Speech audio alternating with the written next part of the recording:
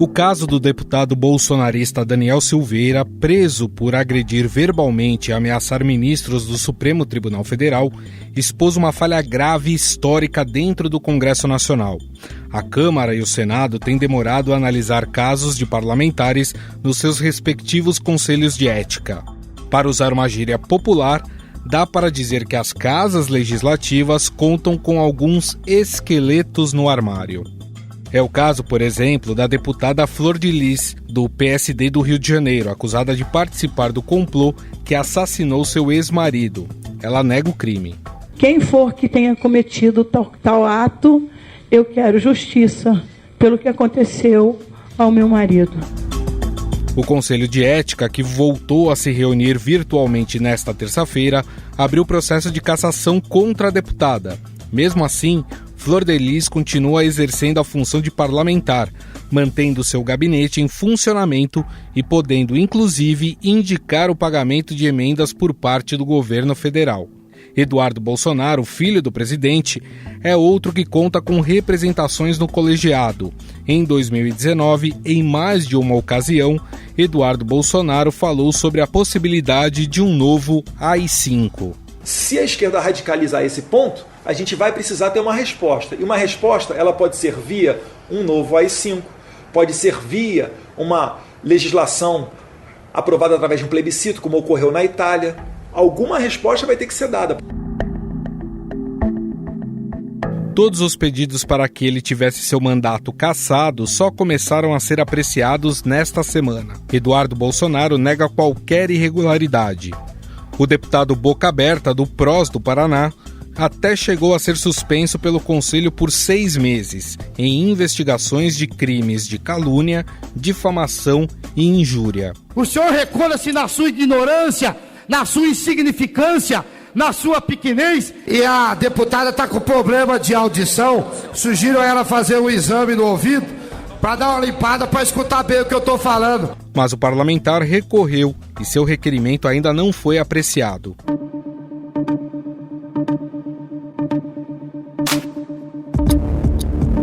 Outro caso que chama a atenção é o do deputado Wilson Santiago, do PTB da Paraíba. O parlamentar chegou a ser afastado pelo STF após acusações de desvio de verbas em obras contra a seca no sertão paraibano. O mérito dos fatos me parecem muito graves e precisam ser apurados na esfera penal pelo Supremo e na esfera de decoro pela Comissão de Ética da Casa. No entanto, a Câmara devolveu o mandato do deputado e seu caso está parado há mais de um ano. Na legislatura que corresponde ao período entre 2015 e o fim de 2018, foram 27 representações e apenas 2 punições. Em 2019, foram 21 representações. A maior parte delas ou foi arquivada ou sequer foi votada. No Senado, o quadro é praticamente o mesmo. O senador Chico Rodrigues, do DEM de Roraima, foi pego escondendo dinheiro dentro da cueca durante uma operação de busca e apreensão da Polícia Federal em sua casa. Ele é investigado por possíveis desvios de verba da saúde em seu estado. Acordei em meio a pessoas estranhas em meu quarto. Num ato de impulso, protegi o dinheiro do pagamento das pessoas que trabalham comigo. Se levassem esse dinheiro, ninguém iria receber nessa semana. Não era dinheiro de corrupção. Após um pedido de afastamento, o senador voltou ao cargo sem que sua situação tenha sido apreciada pelo Conselho de Ética. Só em 2020 foram 8 pedidos de procedimentos disciplinares no Senado. Um dos principais alvos é Jorge Cajuru, do Cidadania de Goiás, por ataques contra adversários, como, por exemplo, o senador Vanderlan Cardoso, do PSD. E convivendo com ele, via o ódio que ele sentia das pessoas, a mentira dele quando usa a palavra de Deus. Tanto que todos e todas já ouviram o que eu penso dele. Mas o principal caso a ser analisado pelo colegiado é de outro filho do presidente, o senador Flávio Bolsonaro, do Republicanos do Rio de Janeiro. O que é que eu tenho a ver com o que a pessoa faz com seus recursos, do seu trabalho? Todos trabalhavam. Se deixa o salário todo na conta, se tira 100%, se tira 30%, não importa, eu não tenho nada a ver com isso. A pessoa faz o que quiser com o dinheiro que é dela. A história você já conhece. O senador é investigado em processo que apura um esquema criminoso de rachadinhas no seu gabinete quando era deputado estadual no Rio de Janeiro. Ele nega qualquer irregularidade. Na Câmara, o último deputado federal punido com cassação de mandato foi Eduardo Cunha em 2016, condenado em esquemas de corrupção. Ou seja, todas essas coisas são muito estranhas e o tempo vai acabar os seus detalhes aparecendo para você. E para falar sobre esse assunto, convidamos o cientista político Vitor Oliveira, da consultoria Pulso Público.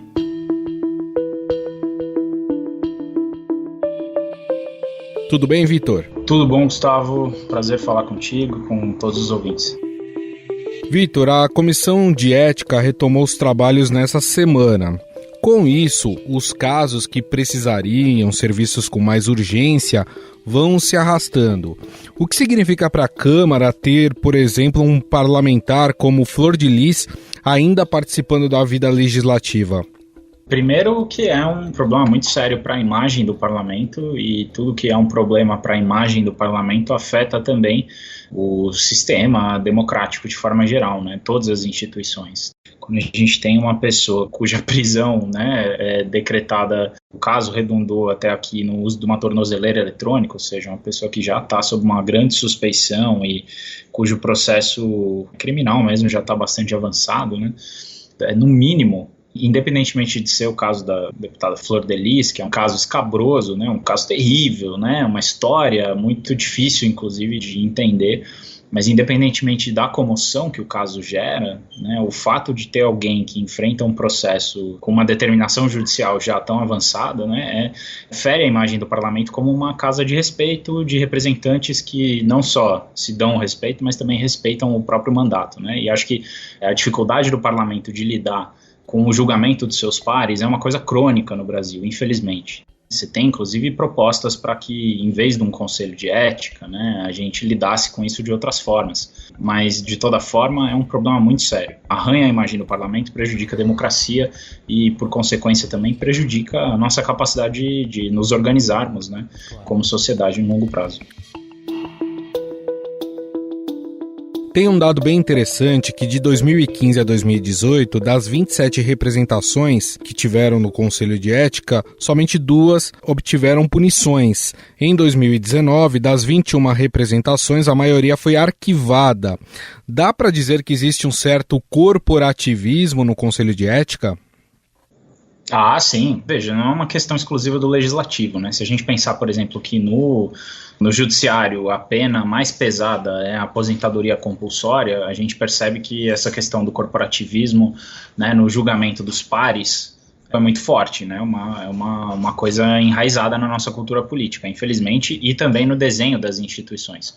Acho que a gente tem um problema que é a necessidade extrema que a gente tem de uma pressão tão grande para que haja algum tipo de movimentação, né? Você vê, é preciso haver uma pressão, como por exemplo agora no caso do deputado Daniel Silveira, né, de uma prisão ser decretada e sustentada de forma unânime pelo plenário do Supremo, que é uma coisa muito forte, uma coisa rara, inclusive, né, do ponto de vista das decisões que o Supremo toma, tipo de pressão que tem que vir ou da sociedade ou de outras instituições tão forte para que haja algum tipo de decisão. Muitas das vezes, os deputados e senadores nem querem presidir o Conselho de Ética, porque isso é um problema, na verdade, né? Mais do que uma solução na carreira parlamentar deles, acaba sendo um problema. Acabam arranjando problema com outros parlamentares e também, infelizmente, muitos deles, a gente sabe, calculam dessa forma. A gente tem, por exemplo, o presidente da Câmara dos Deputados, recém-eleito, o deputado Arthur Lira, que vai ser julgado pelo Supremo. E você vê que não é uma coisa isolada, né? Infelizmente, muitos estão na mira da justiça, a gente não gosta de transformar isso numa generalização, mas infelizmente o parlamento não se ajuda, né? Aquela velha história, né? Me ajuda a te ajudar. E em relação ao aspecto político, na sua opinião, falta vontade política para que os trabalhos sejam mais velozes devido à quantidade de abacaxis que precisam ser descascados e pelo fato de muitos dos políticos que analisam esses processos também estarem sendo investigados?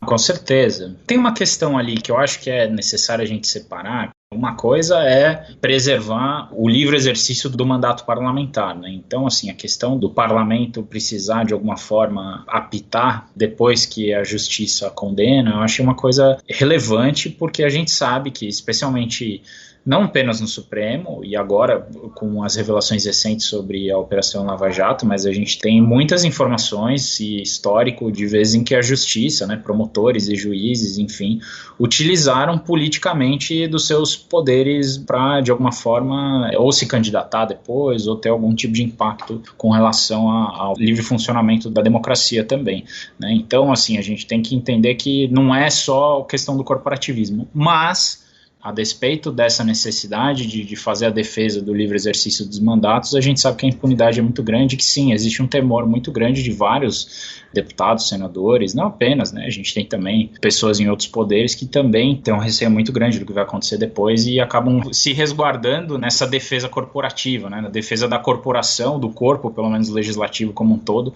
como uma forma de se prevenir aí de eventuais processos.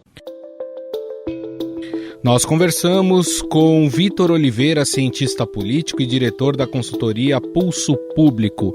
Vitor, mais uma vez, muito obrigado. Valeu, grande abraço para você e para todos os ouvintes e ouvintes.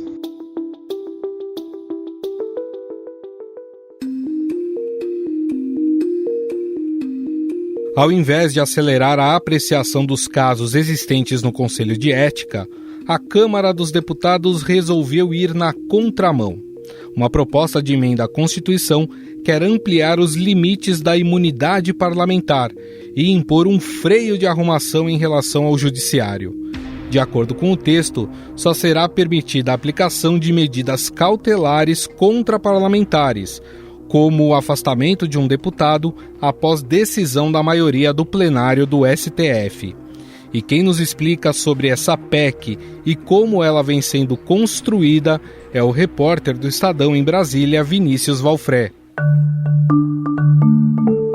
Tudo bem, Vinícius? Olá, Gustavo, ouvintes. Obrigado pelo convite. Quer dizer que a Câmara dos Deputados está reagindo ao que aconteceu com o deputado Daniel Silveira e está propondo uma PEC que pode ampliar a imunidade dos parlamentares? É verdade, Gustavo. Os líderes partidários, obviamente, não falam aí em reação, mas admitem ali reservadamente que eles estão querendo fazer um freio de arrumação nessa relação com o Poder Judiciário, depois desse desgaste enorme que se criou com a prisão em flagrante de um deputado federal, o Daniel Silveira, lá por conta daqueles ataques a ministros do Supremo. E para isso, Gustavo, eles elaboraram uma PEC por ordem do presidente da Câmara, o deputado Arthur Lira. Ele fez ali uma comissão informal de deputados que atuam nessa área do direito para elaborar uma proposta de emenda constitucional para corrigir o que eles consideram aí desequilíbrios nessa relação entre o legislativo e o judiciário, principalmente. Grande parte dos parlamentares já deu ok para que essa PEC seja votada e seja aprovada? Ela foi apresentada, Gustavo, ela foi protocolada com a assinatura de quase 190 deputados. Para que uma PEC seja protocolada, ela precisa de assinatura de 171. Há um acordo nos bastidores da Câmara, porque pesam ali questões corporativas, né? Hoje foi o deputado Daniel Silveira e amanhã pode ser qualquer um outro deputado. Esse é o sentimento ali que aflora nas conversas com esses líderes partidários. Há um entendimento de que o Daniel Silveira, de fato, exagerou nas declarações, naquele vídeo que ele divulgou com ataques a ministros do Supremo, mas há uma preocupação por parte da Câmara também de colocar ali alguns limites à atuação do Judiciário, e inclusive para protegê-los mesmo. Ali pesa esse espírito de corpo entre os deputados. o fato de uma prisão em flagrante ter sido determinada por um ministro do Supremo, assim como outros casos em que decisões monocráticas, né, individuais de magistrados acabam limitando ali a atuação parlamentar, e isso repercute muito mal entre os deputados. E nessa PEC, Gustavo, tem alguns pontos assim que são bastante significativos no sentido de aumentar a blindagem, digamos assim, de parlamentares, como, por exemplo, medidas cautelares contra deputados e senadores só serão aceitas se referendadas pela maioria do Supremo, e evitando aí decisões individuais de ministros. Outro ponto, por exemplo, é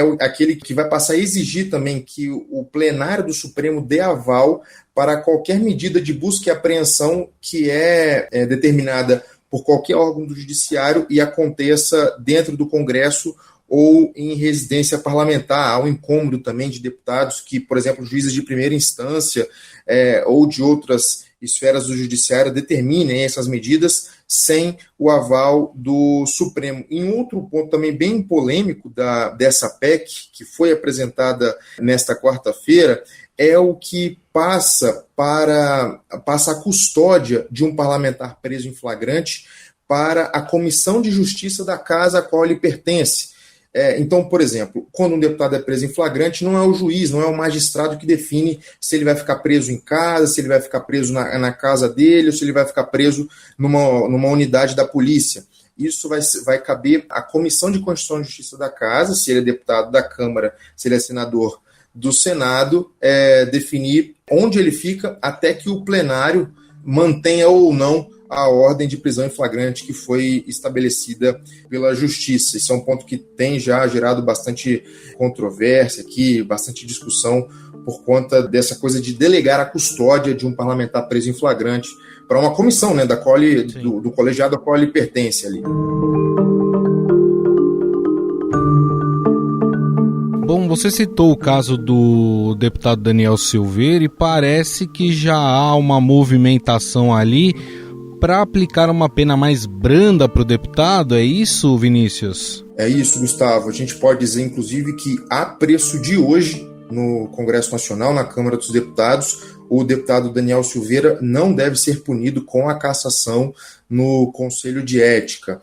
O fato de a representação contra a deputada Flor de Lis, do PSD do Rio de Janeiro, ter começado a tramitar junto com a representação contra o Daniel Silveira, isso acaba ajudando o deputado que é aí da ala mais extremista da Câmara.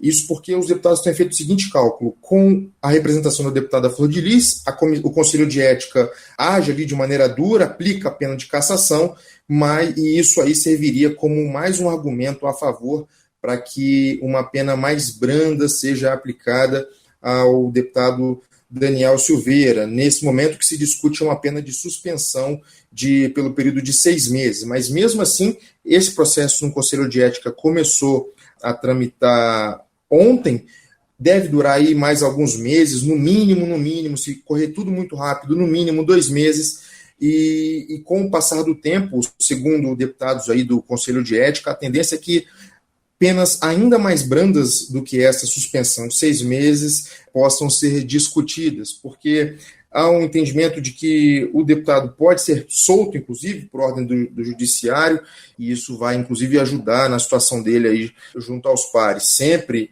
Gustavo, pesando aí essa questão de espírito de corpo, né, na Câmara dos Deputados. Então, a tendência aí dos conselheiros desse colegiado que avalia a representação por quebra de decoro é atrelar uma representação à outra, e dizer, olha, se a deputada Flor de Lis, que é acusada e que responde na justiça por ser mandante de um assassinato, se essa deve ser punida com a cassação, a punição máxima, não há que se falar na mesma punição ao deputado Daniel Silveira, porque ele só, entre aspas, agrediu verbalmente, né? Ele foi agressivo ali verbalmente com ministros do Supremo. Perfeito. Bom, este é o repórter do Estadão em Brasília, Vinícius Valfré, que está acompanhando aí os bastidores da Comissão de Ética e como tem sido aí, como a comissão e os deputados têm lidado aí com esses casos que precisam ser analisados por este conselho. Vinícius, queria te agradecer mais uma vez. Muito obrigado, viu, pela sua atenção. Valeu, Gustavo. Até a próxima.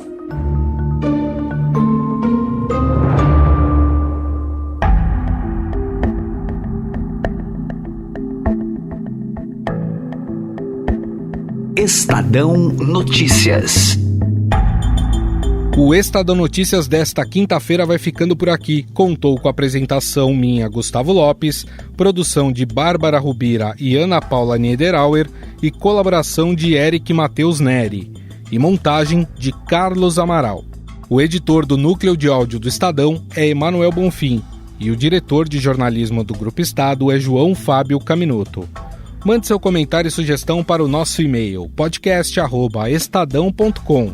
Um abraço e até mais. A vacina protege você e protege os outros. Por isso, quanto mais gente disser vacina sim, mais protegido todo mundo vai ficar. Quando for a sua vez, vai até lá, levanta a camisa e mostra o braço. Mostra para todo mundo que você diz sim. Sim para a esperança, sim para a volta do abraço, sim para a vida. Vacina sim. Uma campanha do Consórcio de Veículos de Imprensa para todos. Vacina sim.